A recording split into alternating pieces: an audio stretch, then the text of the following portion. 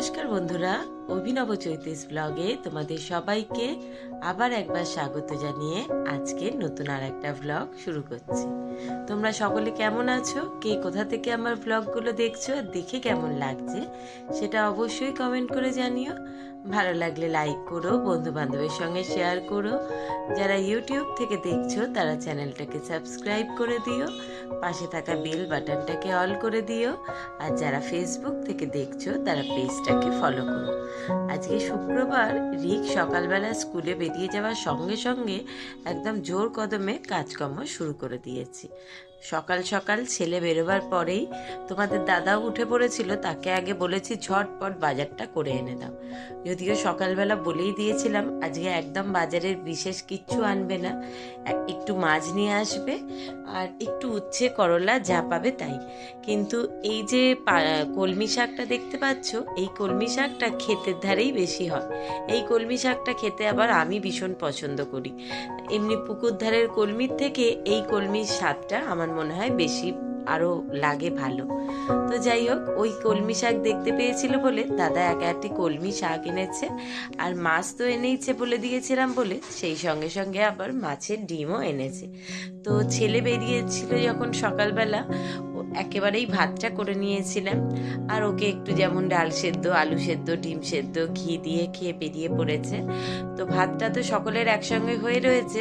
এদিকে ঝটপট করে একটু আলু কেটে নিয়ে পেঁয়াজ, আলু, ডিম সব দিয়ে একটা মাখা মাখা তরকারি করব।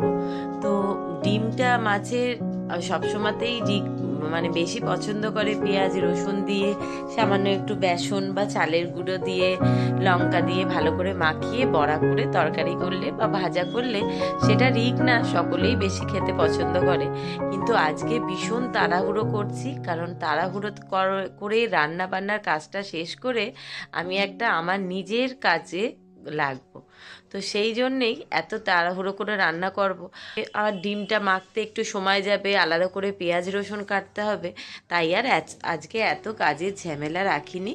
শুধু ডিমগুলোকে এমনি লবণ হলুদ মাখিয়ে নর্মাল ভেজে নিয়ে ছোট ছোট করে পিস পিস করে খুন্তি দিয়েই কেটে নিয়েছি। আর এখানে একটা ছোট সাইজের পেঁয়াজ কুচিয়ে রেখেছি, আর একটা ছোট সাইজের পেঁয়াজ, 8-10টা মতো কোয়া রসুন, 4-5টা কাঁচা লঙ্কা, হাফ ইঞ্চির মতো আদা সব একসঙ্গে মিক্সিতে পেস্ট করে রেখেছি। এই পেঁয়াজটা হালকা করে একটু লাল করে ভাজা হয়ে গেলেই ওই মশলাটা দিয়ে ভালো করে মশলাটাকে কষিয়ে নেব। ওই পেঁয়াজ, আদা, রসুন, টমেটো, কাঁচা লঙ্কা, একটুখানি রোজকার ধনে, জিরে, হলুদ, কাশ্মীরি লঙ্কার গুঁড়ো, লবণ, মিষ্টি সব দিয়ে মশলাটাকে কষিয়ে একটুখানি গরম মশলার গুঁড়ো, একটুখানি কাঁচা লঙ্কা ওপর দিয়ে চেরা, একটু ধনেপাতা কুচি সব দিয়ে নামিয়ে নেব। এই তরকারিটা একটু মাখা মাখা করব। আর আজকে যে শুধু আমার কাজ আছে তা তো নয়, তোমাদের দাদাও আজকে যেহেতু শুক্রবার একেবারে ঘড়ি দেখে 12টার মধ্যে বেরোবে, ও 11:30টার ভেতর খেতে বসবে। তো সেই রকম চিন্তা ভাবনা সব কিছু করেই প্ল্যান করে আজকে একটু কাজ করেছি বলতে বেশ অনেক দিন হলো সেইভাবে হেয়ার কেয়ার বা ফেস কেয়ার করবার কোনো সময় ইচ্ছে কোনোটাই থাকেও না। সময় থাকলেও সেভাবে আর ইচ্ছে হয় না। সব সারাদিন সংসার হেসেল সামলে তারপর আবার কিছু করতে বসবো। তো যাই হোক, তো সেই জন্য হয়ে ওঠে না। তো অনেকদিন মনে করলাম মাথাটা হেনা করা হয়নি, চুলগুলো বেশ রাফ হয়ে যাচ্ছে, তো কালকে মনে মনে করে একটুখানি হেনা ভিজিয়ে রেখেছিলাম। একটুখানি চায়ের লিকার করে তাতে কফি দিয়ে ভালো করে ফুটিয়ে নিয়েছিলাম। আর তার মধ্যে একটু হেনা, আমলা সবই পাউডার কিনে নিয়ে এসেছিলাম, শিকাকাই সব দিয়ে ওটাকে ভিজিয়ে রেখে দিয়েছি। আজকে তার মধ্যে একটুখানি ডিম, একটু টক দই, লেবু, মধু, এমনি তো আলাদাভাবে সেভাবে হেয়ার কেয়ার করা হয় না, তো যখন করি তখন সব একসঙ্গে দিয়েই করে নিই। মনে করি যাই হোক একটু পুষ্টি তো যাবে, সেই জন্য আর কি। আর সমস্ত অ্যালোভেরার গাছগুলো তো সব রিককে দিয়ে ছাদে পাঠিয়ে দিয়েছিলাম। কালকে রিককেই বলেছিলাম রাত্রিবেলা অ্যালোভেরা গাছ থেকে 2-3টে পাতা ছিঁড়ে এনে দে, সেটাকে জলে ভিজিয়ে রেখেছি, ওটারও একটুখানি জেল বার করে দেব হেনাটার মধ্যে। তো সেই জন্য সকাল থেকে এত হুটোপাটি। সকালবেলা উঠে কোনো রকমে ঘর দুয়ারটা পরিষ্কার হয়ে গেছে বাসি, আর জামা কাপড় বদলে সেই রান্নাবান্নার কাজে মন দিয়েছি। এখনো বিছানাটা পরিষ্কার করা হয়নি, সব ফেলে রেখেছি যে আগে রান্নার কাজ হয়ে গেলে মাথায় হেনাটা করব। কারণ আমি তো গরমের দেশে থাকলেও বছরের অর্ধেক সময়তেই সেই ঠান্ডার রোগেই কেটে যায়। সব সময়তেই একটা ঠান্ডা লেগেই রয়েছে, নয় গলা ধরে যাচ্ছে, নয় সর্দি কাশি, নয়তো মাথার যন্ত্রণা, কিছু না কিছু থাকেই। তো সেই জন্য বিশেষ করে মাথায় কিছু লাগাবার সুযোগ হয়ই না।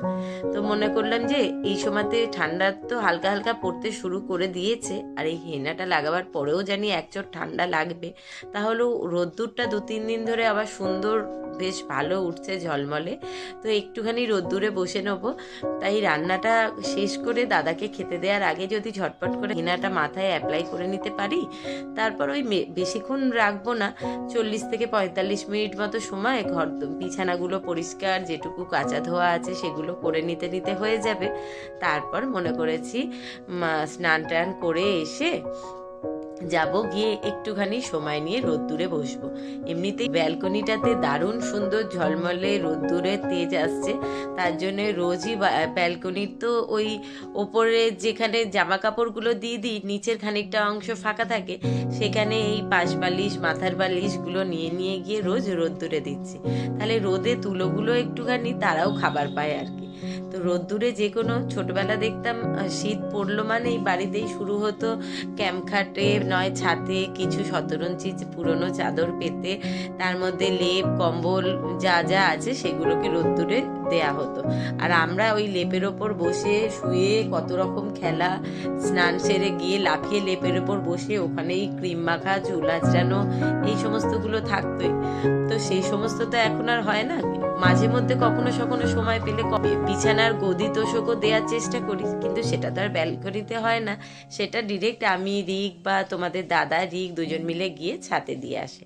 আর বালিশ টালিশগুলো এই ব্যালকনির রোদে রোজকার রোজ দিলে বেশ ওগুলোও একটু গরমে নরম হয়ে যায়, আর তুলোগুলোও আবার যেন জান ফিরে পায়। তো সেই রকম মনে করে ঝটপট করে ওদিকে ভাতটা হওয়া ছিল, তরকারিটাও হয়ে নেবে গেছে, আর কথা বলতে বলতে একটু পেঁয়াজ রসুন কাঁচা লঙ্কা সর্ষে ফোড়ন দিয়ে শাকটাকেও ভাজা হয়ে গেছে।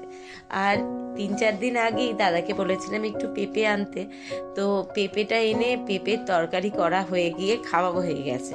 আসলে তাকে একটা আনতে বললে সে তো একসঙ্গে 2-3টে নিয়ে আসে, সেই জন্য তো একটা পেঁপে দেখছি শুধু শুধু পড়ে শোকাবে কেন, ওটাকেই নিয়ে বসে পড়েছি। একটুখানি ছাড়িয়ে পাতলা পাতলা করে কেটে নিয়েছি, দিয়ে এটাকে একটুখানি গ্যাসে বসিয়ে দিলাম, হালকা করে ভাপিয়ে, মানে মিনিট 5-7 মতো একটুখানি ফুটে যাক, দিয়ে ফুটে গেলে জলটাকে ফেলে দেবো, তাতে পেঁপেটা সেদ্ধ হয়ে যাবে।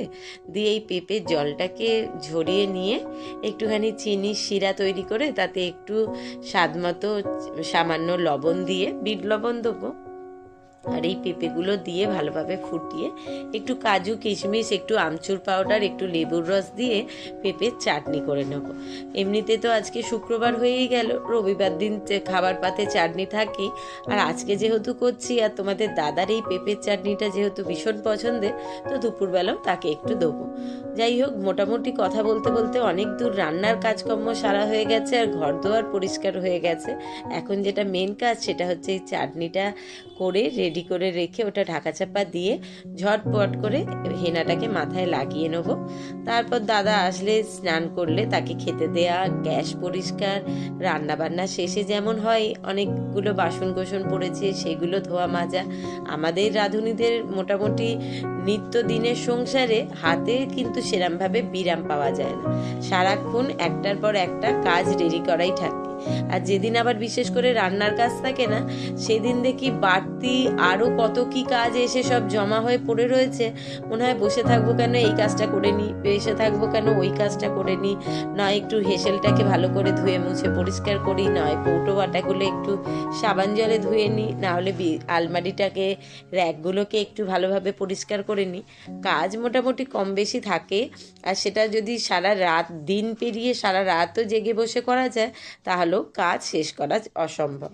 তো সেই জন্য বেশি কাজের দিকে মাথা না ঘামিয়ে আজকে যেহেতু যেটার জন্য মেন উদ্যোগ ছিল যে রান্নাটা তাড়াতাড়ি করে মাথায় হেনাটা লাগাবো, তো সেইটার টাইমের মধ্যে করে উঠতে পেরেছি। এখন ঘড়িতে মাত্র বাজে 11:15। রান্নার কাজ সম্পূর্ণ কমপ্লিট। এটা ঢাকা চাপা দিয়ে এই যে হেনাটাকে নিয়ে বসে পড়েছি। ওর মধ্যে একটা ডিম ফেটিয়ে দিয়ে দিয়েছি, অ্যালোভেরা জেল দিয়ে দিয়েছি, আর একটু টক দই দিয়ে দিয়েছি। এবার দিয়ে দিচ্ছি কিছুটা মধু, সামান্য একটুখানি তেলও দেবো। তো যেহেতু আমার নারকেল তেলটা শেষ হয়ে গেছে, তো আমি নারকেল তেল একদম যেটা নর্মাল শুধু নারকেল তেল সেই তেলটাই দিই। তো সেই তেলটা নেই বলে এখন এই একটু অলিভ অয়েলই দিয়ে দিচ্ছি। যে কোনো একটু তেল দিলেই হয়। আর আমার মাথাতে এমনিও তেল খুব একটা শ্যুট করে না, তাতে ভীষণ রকম চুল ওঠে। তো তাই জন্য তেলটা আমি খুব একটা তো ব্যবহার করি না, সবসময় এনে রাখবার কথা মনেও থাকে না। তো এই অলিভ অয়েলটা এখন যেহেতু হালকা হালকা ঠান্ডা পড়তে শুরু হয়েছে, আর সেটা তো রোজকার দিনের ভীষণ দরকারি একটা জিনিস, ওটা রোজ ইউজ করতে কাজে লাগে, তাই ওটাই হাতের কাছে ছিল বলে কয়েক ফোঁটা দিয়ে দিলাম। এবার দিয়ে দেবো এইগুলো মিক্সড করে একসঙ্গে একটু পাতিলেবুর রস। বললামই যেহেতু হাতে রোজ রোজ সময় পাওয়া যায় না, তাই আলাদা আলাদা করে কিছুই দেয়া হয়ে ওঠে না, তাই করছি যখন সব একসঙ্গেই দিয়ে নেবো। সব মিক্সড করা হয়ে গেছে, চলো এবার এই পাতিলেবুটা দিয়ে ভালোভাবে মিশিয়ে এটাকে মাথায় লাগাবো। তো আজকের ব্লগটা তাহলে এখানেই শেষ করলাম। সবাইকে অনেক অনেক ভালোবাসা জানিয়ে ভিডিওটা ভালো লাগলে লাইক করো। এখানেই শেষ করছি আজকে, টাটা।